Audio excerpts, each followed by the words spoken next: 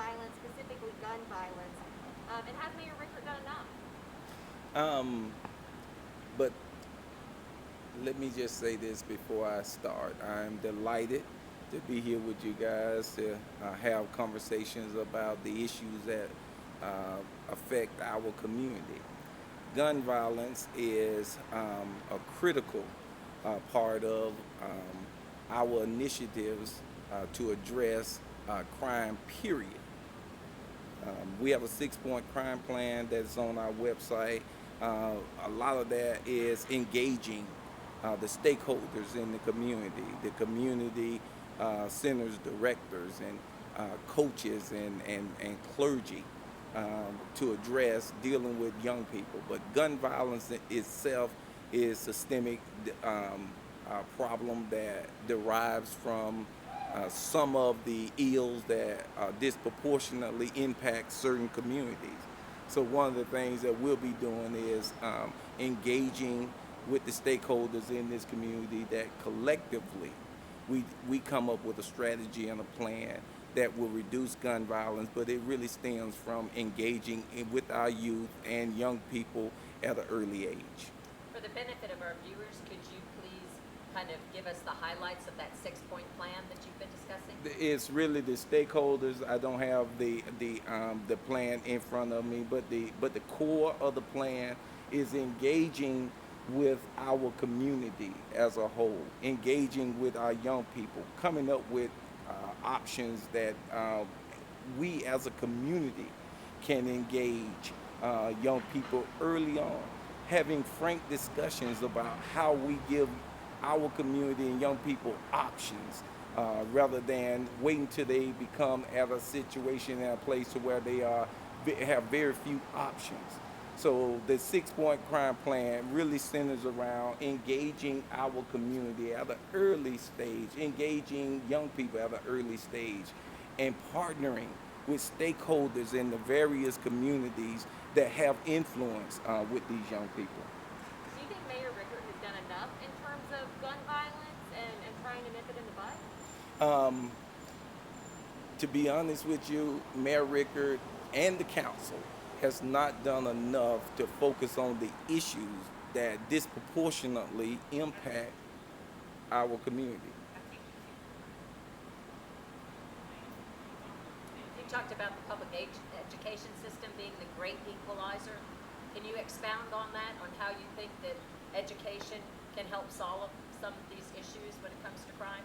Of course, I believe that public education is the great equalizer in a society where that's where the majority of these young people are being educated.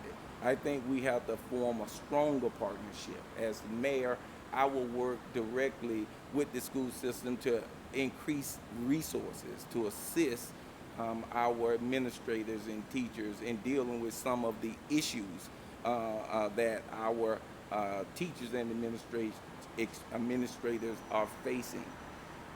Case in point, and just a clear example, we're asking teachers to teach children that are homeless, who've been out on the streets. We're asking teachers to teach children that hadn't eaten all weekend. We're asking our administrators to take on issues and responsibilities that's really the community responsibility to do so. So when I talk about supporting our public schools, what I'm talking about is how we enhance and provide the resources that's needed in the school system. We have wonderful teachers and administrators. We're people that work very hard. The problem that they're dealing with, facing, is a community problem. And instead of sitting back blaming teachers, what we need to be doing is figuring out how to partner more substantial with them, because they are on the front line of doing a very difficult task. But the most important one, in my opinion, of any professional, and I have mad respect for police officers and sheriffs, but our teachers are on the front line of preparing our young people, who is the future of this community. And that's an awesome responsibility, and they need all the support that the community can give them to face this challenge that we're facing here. 1 second. If you could just look Ashland the whole time, Mr. Reed. Oh. That's fine. And also, just a follow-up question to Liz's question, what opportunities specifically would you want to provide to the youth? I know you've spoken about that in the past, about increasing opportunities. What would those be? Yeah, opportunities for young people is, again, as we partner with the stakeholders, we can come up with strategies as a community and a government that address issues, family engagement issues, the issues that grandparents face that's in the process of raising school-aged children. That support look like everything from youth programs that can be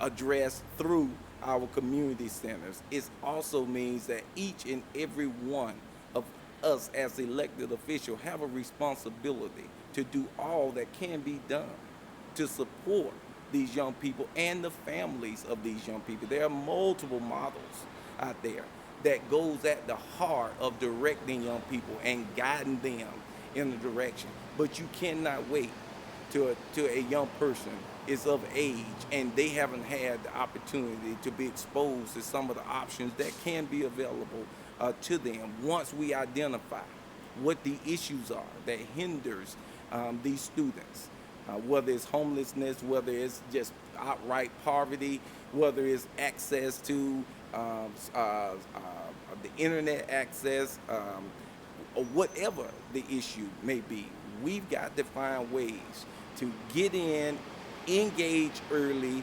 and use intelligent strategies. Use intelligent strategies that can bridge that divide between a child going in the direction of crime versus a child going on the path of furthering their education and being on grade level. I know you had answered Ashland saying that you didn't think the mayor and the commission have done enough, and then now you're speaking of intelligent strategies. Can you just give us a couple of examples of concrete solutions that you would do to assist in this issue that's plaguing us? You know, we have models, everything from the Harlem Children's Zone model, the Drew Hill model in Atlanta. There are multiple models that exist. As we look at these models, we've got to cultivate what works for Macon Bibb. We're not Atlanta. We're not New York. We're not Chicago. When I say gathering stakeholders in the room that have experience, that include our public educators, that include our youth directors, that include all of the people that have some form of connectivity with these families and with these young people, that we can make our own personal. I'm not gonna say we can take what Jeffrey Canada doing in Harlem or in New York and bring it here and it worked like that. I'm not saying East Point in Atlanta, we can import that in here and it worked like that. What we have to do in Macon is be intentional about providing whatever opportunities we can as a community, collectively. This will not be Clifford Whitby plan. This will not be Clifford Whitby strategy. This will be Macon Bibb strategy. We can do whatever we choose to do when we are intentional about it. We chose to put resources in downtown. Mayor Rickard ran on the 2nd Street corridor and the downtown development, and he did that. That was his focus. Is there one thing from one of those models, though, that you can pull out and say they did this here and I think this would work here? Is there anything specific that you can say you would do? Because you've been looking at this for a long time. Yes. You've been a stakeholder. Yes. So what specifically, is there one thing that you could do? The most important thing is the most important thing that we can do is to allow these students to feel loved, to know that somebody is there, that's looking out for them, that care about them, regardless of what their particular situation is. What works for Ashley may not work for Liz. What works for Liz may not work for Ashley. It can't be a cookie cutter approach. Support is support, intelligent support. So if a student is homeless, we've got to identify ways to remedy that situation. If a student is just in extreme poverty, we got to find ways to deal with that student and what those issues are. There is no one pill that will solve this. It would be a multi-pronged approach. And again, there are models that exist where it has been done, and it can be done here in Macon. But in truth, there has never been a true commitment to addressing these issues. Never. Is that any different than what's going on now, or how is that different? We tried to get away from the traffic. We tried to get away from the sun. And I'm burning up too, All man. right. I'm burning up here. I'm so sorry. Come on, Clouds. Yeah. Okay, good. Is that any different than what we're seeing in Bibb County schools now, or what would you change? Is what any different? Your proposal about nurturing students more, and there's not a cookie cutter way of responding to this. My approach is all hands on deck. Unfortunately, we have a situation where we just rely on the teachers, the public school systems themselves. What I'm talking about and the approach I'm talking about is this is a all hands on deck approach. The consolidated government, the business community, everybody, the clergy. It's going to take all of us working together to address in a systemic way, in a intentional way, these issues that face our young people today. We've had 31 murders in this community. So clearly, something has to change. 31 murders today. You've talked about trying to beef up the sheriff's office and ways that you can strengthen law enforcement, but the climate has changed a little bit. There are calls from all over the country for people to defund police. So what would your strategy be in terms of the sheriff's office and the budget going forward? There is a great deal of discontent in the country today. A lot of that is centered around the deep divide that exists, the racist culture that has existed in this country since it began.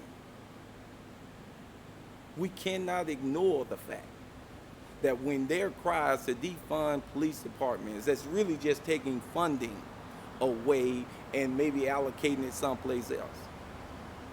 I'm not in favor of defunding police departments. I am in favor of retraining police department. I am in favor of coming up and recognizing the deep disease of racism and how it runs through the very fabric and the culture. The seeds of racism is so deep that it even infects even minority officers. That's a deep wound. The only way you deal with it is face it head on, be honest about it. And we have to look at options. But retraining police officers, no, not defunding. But we do need to retrain and understand what the culture has been. It's not accidental. Our prisons are filled with people that look like me. There's a reason there are cries for criminal justice reform in this country. Because it hasn't been fair. Our courts hasn't been fair. Our police officers are not the only ones that are infected with this disease called racism. It's our courts and every phase of our justice system. You just look at the prisons and the population in those prisons. Clifford Whitby didn't come here and decide criminal justice reform was needed. but I'm one that willing to talk about it because I know a little something about that. In terms of the understaffing issue, how would you fix that at Bibb County Sheriff's Office, or do you want to fix that? You know, I have a great deal of confidence in Sheriff David Davis. We will work with our sheriff. I'm very close friends with many on the sheriff department. And I have a pretty good understanding of the challenges that they're faced. Our first responders across the board need to be respected and appreciated in a way that let them know that we appreciate what they're doing. You can't talk about defunding police forces when you know if something happened, that's your outlet for help. But we also cannot act as though that police force is not infected with the racism that exists in this country, that produce the disparities that exist. And if we're gonna truly move to where we can build a community that we can all enjoy and have opportunities in, these discussions must be had. Else that we missed that you'd like to add? I actually just thought of something. The press conference earlier this morning, you were talking about some of Mr. Miller's solutions focus on policing, and that you don't think that policing is the answer to everything. Could you talk to me a little bit more about that? We have tried that. We have tried the model of build more prisons, hire more police officers. How is that getting at the root cause of crime and poverty? If Mr. Miller's number one priority is crime, number two priority is crime, number three priority is crime, in his own words. And Macon Bibb looking at poverty disparities, healthcare disparities, educational disparities. Mayor Rickard ran on 2nd Street corridor. That was his platform. He achieved it. My platform is equity, balance, and fair play. And then going back to this understaffing issue, do you think that you want to, because you were talking about that Mr. Miller's solution is more police officers, do you think you need more officers or more deputies in that case? And when this community went through the process of consolidation, this community, and I would assume, and I may be speaking out of turn here, but there were buyouts of officers, buyouts to achieve the reduction that was mandated by the consolidated bill. You buy out officers for a percentage of their salary, think 75, 73% of their salaries, and then you scream about you have a shortage. Well, you bought them out. So you can't now turn around and say, we can't do our job. Oh, but we did buy them out. There's a flaw in that logic. Do we need more officers? Again, I have great confidence in Sheriff David Davis and what he needs and what he demonstrates to this community. He's up for re-election himself.